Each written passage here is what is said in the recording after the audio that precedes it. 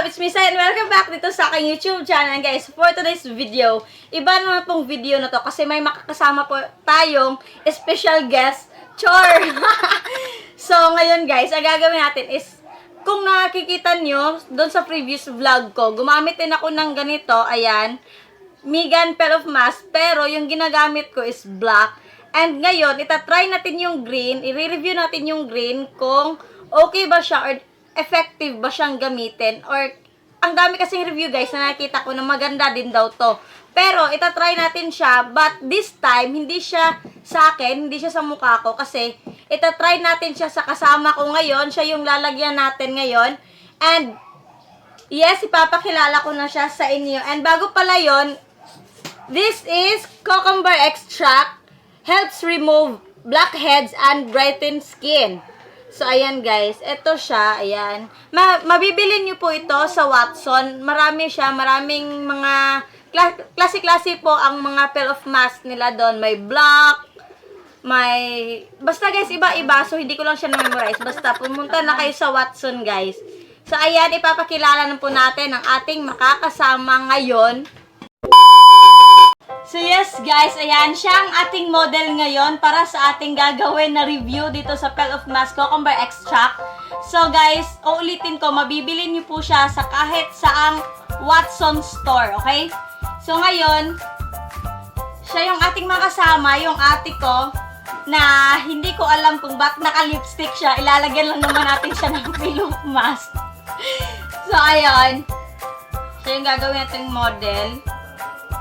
Guys, bago ko pala ito ilalagay sa kanya is maayos na po yung mukha niya. Parang ano na po siya.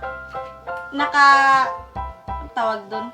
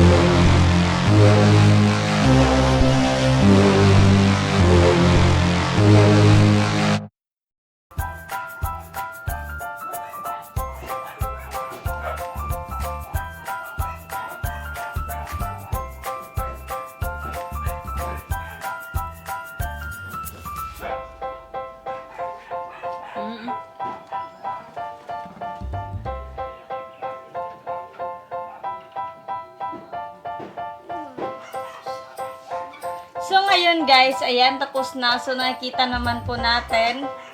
Ayan. Yan guys, ilapit natin sa mukha niya. Parang may ano na po siya. Iba na po sa kanina. So, parang ilalapat lang po natin siya ng mga 10 to 15 minutes. Tapos, bago natin makita yung resulta. Money in my jeans, sipping walk hard. She praying for my fall, so I flex.